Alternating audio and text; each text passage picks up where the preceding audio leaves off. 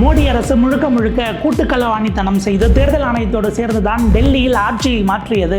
நாங்கள் தோற்கவில்லை, இவர்கள் செய்த விஷயங்களை ஆதாரங்களோட பொதுமக்கள்கிட்ட கொண்டு போக போகிறோம் என டெல்லியினுடைய ஆம் ஆத்மியினுடைய தேசிய தலைவர் அரவிந்த் கெஜ்ரிவால் அறிவித்திருக்கிறார். அவர் தரப்பிலிருந்து பல்வேறு விதமான செய்திகள், ஆவணங்கள், அவங்க கட்சியின் சார்பாக செய்தியாளர்கள் சந்திப்பு அப்படின்னு அடுத்தடுத்து குண்டுகளை தூக்கி வீச தொடங்கி இருக்கிறார்கள். ராகுல் காந்தி கையில் எடுத்தது மகாதேவ்புரால தொடங்கி அதற்கு பிறகு ஆலண்டிலிருந்து இப்போது டெல்லி வரை போய் இருந்திருக்கிறது.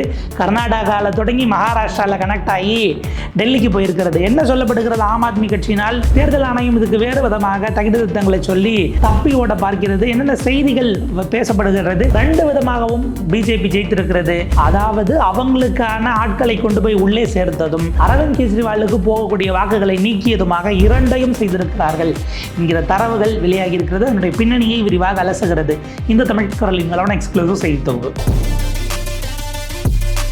இந்த ஒயரில் ரிப்போர்ட் ஆகிருக்கக்கூடிய செய்தியை பார்க்குறோம். AAP says EC complicit in Delhi vote theft attempts, poll body says it had looked into issue அப்படிங்கிற செய்திகளை பார்க்குறோம்.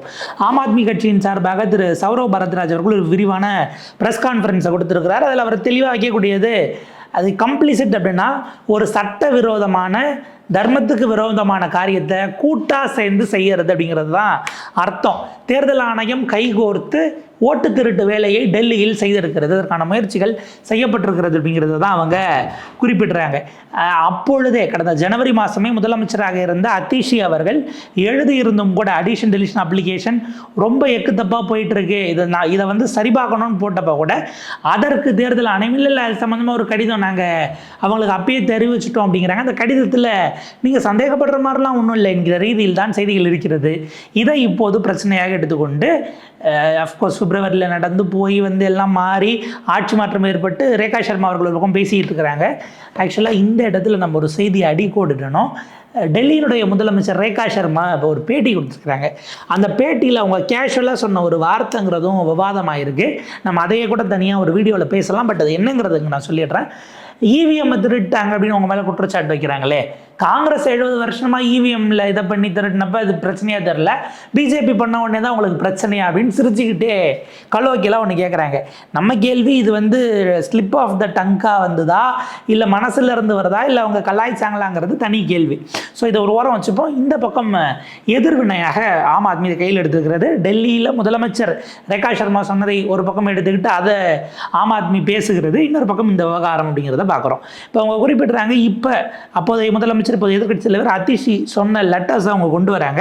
அதே போல் வந்து பார்த்திங்கன்னா தொடர்ந்து இன்வெஸ்டிகேட் பண்ணணும்னு கேட்கும்போது தேர்தல் ஆணையம் அதை கண்டுகொள்ளவே இல்லை. அதை விட முக்கியமாக முதலமைச்சர் கேட்ட பல செய்திகளை பகிர்ந்து கொள்ளவும் இல்லை அப்படிங்கிறத சௌரவ் பரத்வாஜ் பதிவு பண்ணுறாரு. இப்போ சமீபத்தில் வந்து பார்த்திங்கன்னா அதிஷி என்ன பண்ணுறாங்க, ஏறத்தாழ அன்றைய தேர்தல் ஆணையராக இருந்த ராஜீவ்குமார் சிஇசி தலைமை தேர்தல் அதிகாரி அவர்கிட்ட கெஜ்ரிவாலோட ஒரு தொகுதியில் மட்டும் 6000 ஓட்டுகளை டெலிட் பண்ணுறதுக்கு ஒரு அட்டெம்ப்ட் நடக்குது, இதை நீங்கள் சாதாரணமாக விடக்கூடாது, எப்படி ஒரே நேரத்தில் 6000 பேர் வெளியில் போகணும்னு சொல்லுவாங்க அப்படின்னு அவங்க கேட்கும்போது அது தொடர்பாக அவங்க என்ன பண்ணுறாங்க, அதுக்கு அடுத்தது ஜனவரி 5 இந்த கடிதம் போது ஜனவரி 9 திரும்ப மற்றொரு லெட்டர் எழுதுறாங்க.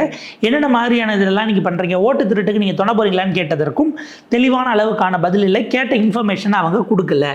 அப்போ ஒரு மாநில அரசு, இன்னைக்கு சித்தராமையா சொல்கிறார் இல்லையா, வழக்கு பதிவு பண்ணியாச்சு, ஆனால் ஆதாரங்களை கேட்டால் கொடுக்க மாட்டாங்கன்னு சிஐடி, கர்நாடகா சிஐடி தேர்தல் ஆணையத்தின் மீது வைத்த குற்றச்சாட்டை போலவே அன்றைக்கு ஆளும் அரசு கேட்ட தகவல்களை மறைத்திருக்கிறார்கள். அஃப்கோர்ஸ் டெல்லி போலீஸ்னால் அது அமைச்சா கீழே தான் வருது அதிஷி, பட் வேறு ஏதாவது ஒரு என்கொயரி கமிட்டியோ இல்லை மற்றதோ அந்த நேரத்தில் அமைக்க முடிஞ்சிருந்தா அரசு செய்திருக்க முடியுங்கிறது இருக்குது. அது பெண்டிங்லேயே இருக்குங்கிறதையும் நம்ம பார்க்க வேண்டியிருக்கு. அப்போ இந்த தேர்தலை திருடப்பட்ட தேர்தலாக இருக்கிறது. பாஜகவினுடைய தேர்தல் வெற்றி, குறிப்பாக டெல்லியில் அவர்கள் நிகழ்த்தியது என்பது திருடப்பட்ட வெற்றி அப்படிங்கிறதாக தான் அவங்க சொல்கிறாங்க. தேர்தல் ஆணையம் போகும்போது நாங்கள் உடனடியாக அவங்க சொல்கிறாங்க, நாங்கள் இமீடியட்டாக அன்றைக்கி லெட்டர் எழுதிட்டோம், சில ஃபேக்ட்ஸை நாங்கள் பார்த்துக்கிட்டு இருக்கிறோம், ஃபாலோ அப் ஆக்ஷன் தேவைப்படும், நடவடிக்கை என்ன எடுக்க முடியுமோ நாங்கள் பார்க்குறோம் அப்படிங்கிற மாதிரி நாங்கள் சொல்கிறோம் என்று அவர்கள் குறிப்பிடுகிறார். 76 பக்கம் கடிதத்தில் நாங்கள் ரெஸ்பான்ஸ் பண்ணிட்டோம்னு அவங்க சொல்கிறாங்க. அன்றைக்கு இருந்த டிஇஓவாக சன்னி சிங் என்ன சொல்கிறாரு, அவங்களது ஏறத்தாழ 13000 ஓட்டர் அடிஷன் ஆகிருக்கிறாங்க. அதுவும் எந்த காலகட்டத்தில்னா அக்டோபர் 21 ஜனவரி 2க்குள்ளே. அது தொடர்பாக சில இன்ஃபர்மேஷன்ஸ் இதெல்லாம் அவங்க கேட்டாங்க. பட் அதுக்கு நாங்கள் மற்ற விஷயங்களை கொடுத்துட்டோம் என்பதாக அங்கே இருக்கக்கூடிய தேர்தல் ஆணைய அதிகாரி பதிவு பண்ணுறாரு. இப்போ இது ரெண்டு தரப்புக்கும் விவாதமாக மாறி போல் பாடி எங்களுக்கு எஃப்ஐஆர் கொடுத்துருக்கிறதா, வேலிட் டாக்குமெண்ட்ஸ் அப்படிங்கிற கேள்வியை கேட்குறாரு. அதாவது தேர்தல் ஆணையம் கடிதம் அனுப்பிட்டோம், நாங்கள் நடவடிக்கை எடுக்கிறோம்னாங்க. ஜனவரியில் நாங்கள் லெட்டர் போட்டோம், எலெக்ஷன் முடிஞ்சு போச்சு, இவ்வளோ நாள் ஆகிடுச்சு, செப்டம்பர் மாதமே முடிய போகுது. இந்த 8 மாதங்களில் இப்படியாக திடீரென ஆட்கள் உள்ள வருவதும் திடீரென ஆட்கள் வெளியே போவதும் கும்பல் கும்பலாக உள்ள வருவதுங்கிறதுக்கு தேர்தல் ஆணையம் வழக்கு பதிவு செய்ததா, புகார் கொடுத்ததா, விசாரணைக்கு என்ன முயற்சிகள் எடுக்கப்பட்டதுங்கிறத ஏன் அவங்க பொது வெளியில் வைக்கல? எஃப்ஐஆர் போட்டிருந்தா எஃப்ஐஆர் காப்பி எடுத்து வெளியில் விடுங்க என்று ஆம் ஆத்மி கட்சி நேரடியாக தேர்தல் ஆணையத்தை நோக்கி தங்களுடைய கேள்விகளை வைக்கிறார்கள். அப்போ இது கம்ப்ளீட்டாக ஒரு ஆர்கனைஸ்டு சிண்டிகேட்டாக ஒர்க் பண்ணியிருக்கு. ஆட்களை நீக்குவது போவதுங்கிற இடத்துல பாஜகவினுடைய பிஎல்ஓஸ் நிற்கிறாங்க, இந்த பக்கம் அதை வாங்கி ரிசீவ் பண்ணுற பிஎல்ஏஸ் நிற்கிறாங்க. பிஎல்ஏஸ்ங்கிறது பூத் லெவல் ஏஜென்ட்ஸ், அது பாஜகவினர். அடுத்தது பிஎல்ஓஸ் கிட்ட அவங்களும் அதனுடைய இன்வால்மெண்ட்டுங்கிற குற்றச்சாட்டு வருகிறது. பூத் லெவல் ஆஃபீஸர்ஸ் தேர்தல் ஆணையத்தால் நியமிக்கப்படுகிறவர்கள். இவங்க 2 பேர் அங்கேருந்து ப்ராசஸ் பண்ணுறது தேர்தல் ஆணையத்துக்கு போகுது. தேர்தல் ஆணையத்துக்கான கட்டளை பாஜக, டெல்லி, மத்திய அரசு, மோடி, அமித்ஷா கிட்டேருந்து வருது. ஸோ இது ஒரு ஆர்கனைஸ்டு சிண்டிகேட்டாக ஒர்க் பண்ணி இதை செஞ்சுருக்கிறாங்கிறது சௌரவ் பரத்வாஜ் ஆம் ஆத்மி கட்சியினுடைய குற்றச்சாட்டாக இருக்கிறது. அப்போ இதுதான் இங்கே ஒரு முக்கியமான பாயிண்ட்டாக வருது. ராகுல் காந்தி எழுப்பிய பிறகு கேட்ட மாதிரி இவர்கிட்ட இப்போ அடுத்தது நீங்கள் பிரமாண பத்திரம் இது பண்ணி கொடுங்க, நீங்கள் தண்டிக்கலாம், நான் தப்பாக பேசினா, இந்த மாதிரியான விஷயங்கள் இதுக்கு அடுத்து வரும் என்று எதிர்பார்க்கப்படுகிறது. இப்போ இந்த இடத்துல தான் மகாராஷ்டிரா பேட்டர்னில், ஹரியானா பேட்டர்னில் டெல்லியில் என்ன நடந்தது என்பது, டெல்லியிலேயே பிப்ரவரி 8ஆம் தேதி மிகப்பெரிய தரவுகளோட குவிண்ட் அப்பொழுதே எடுத்து அதை வெளியில் போட்டாங்க. எலெக்ஷனுக்கு முன்பாகவும் அவங்க எச்சரித்தாங்க, எலெக்ஷனுக்கு பிறகும் எச்சரித்தாங்க. பட் அது பெரிய அளவுக்கு அன்றைக்கு இருந்த எதிர்க்கட்சிகள் அதை சீரியஸாகவே எடுத்துக்கலாங்கிறது தான் பரிதாபத்துக்குரியது. நீங்கள் பாருங்கள், இந்த குவிண்டில் ரிப்போர்ட் ஆகிருக்கக்கூடிய செய்தியை பார்க்குறோம். Delhi surge of 4 lakh voters in 4 years, then another 4 lakh in just 7 months அப்படிங்கிற ஒரு செய்தியை பார்க்கிறோம். டெல்லியில் வாக்காளர் பட்டியலை பொறுத்தவரை 4 ஆண்டுகளில் வாக்காளராக பதிவு செய்தவர்கள் 4 லட்சம் பேர். ஆனால் 7 மாதத்தில் 4 லட்சம் பேர் கூடியிருக்கிறார்கள். இது தேர்தலுடைய ஓட்டிங் பேட்டர்னை மாற்றுமா அப்படின்னுட்டு ஹிமான்ஷி தஹியா என்று சொல்லக்கூடிய ஒரு ஊடகவியலாளர் அவங்க ரொம்ப எலாபரேட்டாகவே ஒரு கட்டுரையை அந்த காலகட்டத்தில் எழுதுகிறாங்க. அந்த கட்டுரை அதற்கு பிறகு அது வீடியோ ஃபார்மேட்லேயும் அவங்க அதை மூவ் பண்ணுறாங்க. இதில் என்ன அப்படின்னா, டெல்லியில் 4 ஆண்டுகள் கெஜ்ரிவால் முதல் முறை அவரை ஆட்சி அமைக்கிறார், யாருக்கும் பெரும்பான்மை இல்லை, பிறகு கூட்டணி வைக்க வேண்டிய நிலை வருது, அது சில மாதங்கள் தாக்குப்பிடித்தது, பிறகு அவரே அதை கலஸ்ட் எலெக்ஷனுக்கு போகிறாரு, ஜெயிக்கிறாரு, 3வது அந்த டென்யூர் அப்படிங்கிறது முடியுது. அதற்கு பிறகு மீண்டும் அவர் முதலமைச்சர் ஆகிறார். அதற்கு பிறகு அவர் கைது செய்யப்படுகிறார், உள்ளே போகிறார், அதிசயம் மாத்திராங்க, அதெல்லாம் நடக்குது. அவர் 4வது முறையாக வரணும் அப்படின்ட்டு போகும்போது இந்த 3வது முறை முதலமைச்சராகி அடுத்த தேர்தல் வருகிற இந்த இடைப்பட்ட காலம் இருக்கு இல்லையா, இந்த இடைப்பட்ட காலத்தில் 4 ஆண்டுகளில் 4 லட்சம் பேர் டெல்லியில் வேலைக்கு போனவங்க, அங்கேயே செட்டில் ஆனவங்க, இடம்பெயர்ந்து வந்தவர்கள், இப்படின்னு எல்லாம் அங்கே போய் பதிவு பண்ணுறாங்க. ஆனால் எலெக்ஷனுக்கு 7 மாதத்துக்கு முன்னாடி 4 வருஷம் வந்த அதே எண்ணிக்கை இங்கு பதிவாகி இருக்கிறது என்பது தான் இந்த குவிண்ட் கேள்வி எழுப்புகிறாங்க. அப்போ எப்படி இது நடப்பதற்கான வாய்ப்புகள் இருக்கிறது? ஏன்னா இந்த பேட்டர்னுக்கும் தொடர்ந்து 3 முறைக்கு ஜெயித்த கெஜ்ரிவால் தோற்றதற்கும் சம்பந்தம் இருக்கிறதா இல்லையா? 2020 எலெக்ஷனுக்கும் 24 எலெக்ஷனுக்கும் நடுவிலான இந்த விஷயம் அப்படிங்கிறத கேள்வி எழுப்புகிறாங்க. குறிப்பிட்ட தொகுதிகள் எடுக்கிறாங்க, அதில் இருக்கக்கூடியது எப்படி ஏறி இருக்குது, அதுக்கு பிறகு எப்படி ஏறி இருக்குது அப்படிங்கிறதெல்லாம் அவங்க பதிவு பண்ணுறாங்க. அப்போ இந்த அனமாலிஸ், அதாவது பல இடங்களில் இந்த புதிதாக கூடியது அப்படிங்கிறது ஜெயித்த வாக்கு வித்தியாசத்தை விடவும் கூடுதலாக இருக்கிறது. அந்த டிஃப்ரென்ஸை அது ப்ளே பண்ணியிருக்கோ என்கிற கேள்வியை சீட்டு வாரியாகவே எழுப்புகிறார்கள். அது நீங்கள் பார்த்தீங்கன்னா பாட்லி தொகுதி ஆகட்டும், அதே போல் கெஜ்ரிவாலினுடைய தொகுதியிலேயே ஒரு மிகப்பெரிய சிக்கல், அதை மட்டுமே தனியாக ஒரு ஆர்டிக்கலாக எழுதியிருக்கிறாங்க நியூ டெல்லியினுடைய சீட்டில் இருந்து. இப்படி அதே போல் நன்லாய் ஜட் அப்படிங்கிற அந்த தொகுதி ஆகட்டும், இப்படியாக ரெஜிஸ்டர்ட் ஓட்ஸ் குறைஞ்சி கூடி இந்த வேலைகளை அவங்க பண்ணியிருக்கிறாங்க. பெரிய அளவுக்கு எங்கெங்கெல்லாம் சேர்க்கப்பட்டது அப்படிங்கிறதையும் நெட் இன்க்ரீஸை குறிப்பிடுறாங்க. அதையுமே ஒரு பெரும் கேள்வியாக அவர்கள் எழுப்புகிறார்கள். தேர்தல் ஆணையத்தை பொறுத்தவரை இதை பார்த்திங்க அப்படின்னா, இதெல்லாம் நாங்கள் ப்ராப்பராக பார்த்து தான் பண்ணோம் என்று அவர்கள் சொல்லிவிட்டார்கள். அதில் எந்த விதமான கோல்மாலும் இல்லைன்னு. குவிண்ட் அதனால தான் அரவிந்த் கெஜ்ரிவாலினுடைய தொகுதியை மட்டும் எடுத்து ஒரு கேஸ் ஸ்டடியாக ஒரு ஆர்டிகல் போட்டிருக்காங்க. நீங்கள் பாருங்கள், Arvind Kejriwal loses New Delhi, 25% voters were deleted in 5 years இந்த சீட். இது தான் ரொம்ப ரொம்ப முக்கியமானது. நீங்கள் நம்ம ஒரு பேட்டர்னை பார்க்குறோம். பார்த்திங்கன்னா எப்பயுமே ஒரு பேட்டர்னில் ஒரு க்ரைம் அப்படின்னா அதனுடைய அக்கரன்ஸ்க்கு ஒரு பேட்டர்ன் இருக்கும். நீங்கள் எனி ஃபார்ம் ஆஃப் க்ரைம் எடுத்துக்கலாம். அந்த ஒரு அக்கரன்ஸை பொறுத்தவரை நீங்கள் அதிலிருந்து மெத்தட் இன் த மேட்னஸ் அப்படின்னு ஒரு வார்த்தையை பயன்படுத்துவாங்க. அதை அவங்க சிக்னேச்சராகவே சில நேரங்களில் செய்வதற்கு வாய்ப்பு இருக்குது. இதில் எதை நம்ம சிக்னேச்சர் அப்படிங்கிறோம்னா, டெல்லியில் இப்போ 4 லட்சம் பேரை 7 மாதத்தில் ஏற்றிருக்காங்க. சரி, ரைட்டு. அப்போ டெல்லி முழுக்க அவங்க பரவி இருக்காங்களாங்கிற கேள்வி வரும். டெல்லி முழுக்க பரவி இருக்காங்களான்னா இல்லை. ஆம் ஆத்மியுடைய மிக மூத்த தலைவர்கள் அவங்க இருக்கக்கூடிய இடங்களில் வாக்குகள் அதிக அளவுக்கு குறைக்கப்பட்டிருக்கு, கூட்டப்பட்டது வேறு சில தொகுதிகளாக இருக்கிறது. எல்லாமே மிக்ஸ்டாக தான் நீங்கள் பார்க்கணும். இப்போ அரவிந்த் கெஜ்ரிவால் ஒரு முதலமைச்சராக இருக்கிறார். அவருடைய தொகுதியிலிருந்து 37,000 வாக்குகள் நீக்கப்பட்டிருக்கிறது 5 ஆண்டுகளில் என்பது தான் நம்மை அதிர வைக்கக்கூடிய பகீர் செய்தியாக இருக்கிறது.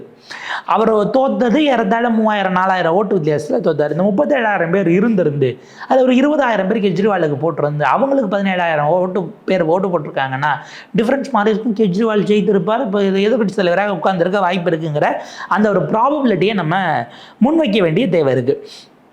அஃப்கோர்ஸ் இதில் இன்னொரு ஆங்கிளில் பார்த்தா மறைந்த ஷீலா தீட்சித் அவர்களுடைய மகன் அவர் பார்த்திங்க அப்படின்னா நின்று அவர் வாங்கின ஓட்டு கெஜ்ரிவாலுக்கு பிறந்தால் கெஜ்ரிவால் ஜெயிச்சிருப்பார் அப்படிங்கிற ஒரு தியரியும் இருக்குது.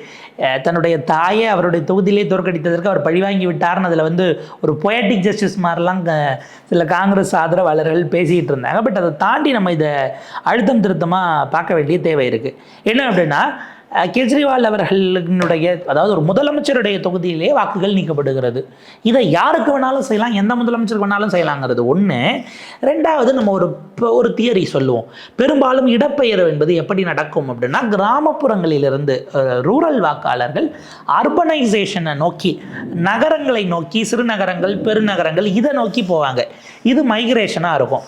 ஸோ அதே போல் பார்த்திங்கன்னா ஒரு தியரி சொல்லுவாங்க, ரிவர்ஸ் மைக்ரேஷன் என்கிற வார்த்தை சில நேரங்களில் பயன்படுத்தப்படும்.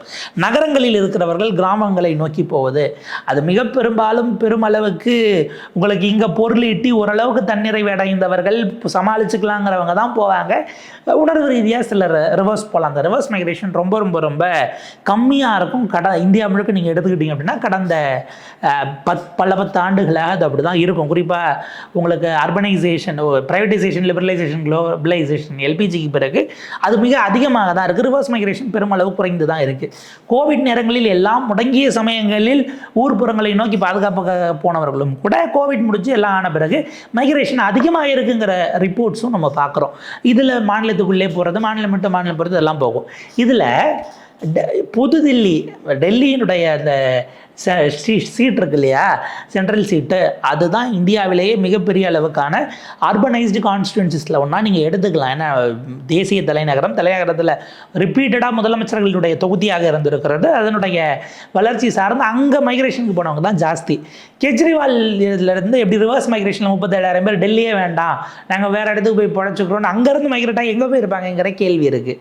கெஜ்ரிவாலுக்கு மட்டும் இந்த பேட்டர்ன் எப்படி வந்திருக்கு? நீங்கள் பார்க்க, ஒரு முதலமைச்சராக இருந்துக்கிட்டு உள்ள பூத் லெவலில் கோட்டை விட்டுட்டு அவர் நிற்கிறார். இன்றைக்கு முதலமைச்சராக இல்லாமல் போனதற்கு காரணம், முன்னாள் முதலமைச்சராக அவரை மாற்றியதற்கு இதை கவனிக்காமல் விட்டதும் ஒரு காரணமாக இருக்கும் என்கிற செய்திகளும் பேசப்படுகிறது. அப்போ இந்த இடம் தான் நமக்கு பல்வேறு விதமான கேள்விகளை எழுப்புகிறது. பாருங்கள், 4 லட்சம் பேர் உள்ளே வந்திருக்காங்க. டெல்லியில் இருக்கக்கூடிய தொகுதிகளில் அவங்க விதம் இருக்கணும், ஏறத்தாழ 80 தொகுதிகள் நினைக்கிறேன். அப்போ அங்கே ஒரு சில இடங்களில் கூடுதலாக போகலாம். அதிக அளவு தொழில் வாய்ப்புகள் இருக்கக்கூடியது, இண்டஸ்ட்ரீஸு, இல்லை இண்டஸ்ட்ரீஸுங்கிறத தாண்டி வேறு கன்ஸ்ட்ரக்ஷன்ஸோ ஒர்க்கோ இல்லை மற்றதோ அங்கே எது பெருவாரியாக இருக்கோ அதை நோக்கி போகிற இடம் ஒரு இடத்துல சில இடத்துல இருக்கும். பட் இவரத்தில் எப்படி குறையிறது ஜாஸ்தியாக இருக்குங்கிற கேள்வி தான் இருக்குது. அப்போ இந்த இடத்தில் தான் பாஜகவின் மீது ராகுல் காந்தி வைத்த 2 நிலைகளில் குற்றச்சாட்டு இருக்கு இல்லையா. சேர்க்கப்பட்டது என்பது மகாதேவ்புரா, நீக்கப்பட்டது என்பது உங்களுக்கு இங்கே இருக்கக்கூடிய ஆலண்ட் ஆகட்டும், அதே போல் மகாராஷ்டிராவில் ஒரு தொகுதி அவர் முன் வச்சார். அப்போ இந்த விவகாரங்கள், இந்த மெத்தடில் அவர்கள் செய்திருக்கிறார்கள் என்பது வெட்ட வெளிச்சமாக இன்றைக்கு சந்தேகத்திற்கு இடமில்லாத வகையில் குற்றச்சாட்டாக முன் இருக்கிறது. சந்தேகத்தை தெளிவுபடுத்த வேண்டிய தேர்தல் ஆணையம் ஒன்றுமே நடக்கலை என்று சொல்வது தான் சந்தேகத்தை இன்னும் கூட்டக்கூடியதாக இருக்கிறது. மேபி கெஜ்ரிவால் இதை எப்படி அம்பலப்படுத்த போகிறார், அதற்கடுத்து அவர் ஒரு வகையில் எதுவும் பயணங்களை அறிவிக்கிறாரா, எப்படி இதை மூவ் பண்ணி கொண்டு போக போகிறாருங்கிறது அடுத்தடுத்த நாட்களில் தெரிய வரும். அப்போ இது ஒரு மாநிலத்துக்கான பிரச்சனை மாத்திரமல்ல, எதிர்க்கட்சிகளின் பொது பிரச்சனையாக இது மாறுகிறதா, இந்தியா கூட்டணியிலிருந்து அவங்க ஆல்ரெடி வாக் அவுட் பண்ணிட்டாங்க, மறுபடியும் எதிர்க்கட்சிகளோடு சேர்கிறார்களா, இப்படியான கேள்விகள் நம் முன்னால் இருக்கிறது. எப்படி இது அடுத்தடுத்த நிலையில் பரிணமிக்கிறது அப்படிங்கிறத பொறுத்து கூடுதல் அப்டேட்ஸோடு நம்ம சந்திப்போம். இணைந்திருங்கள் தமிழ் கரலோடு.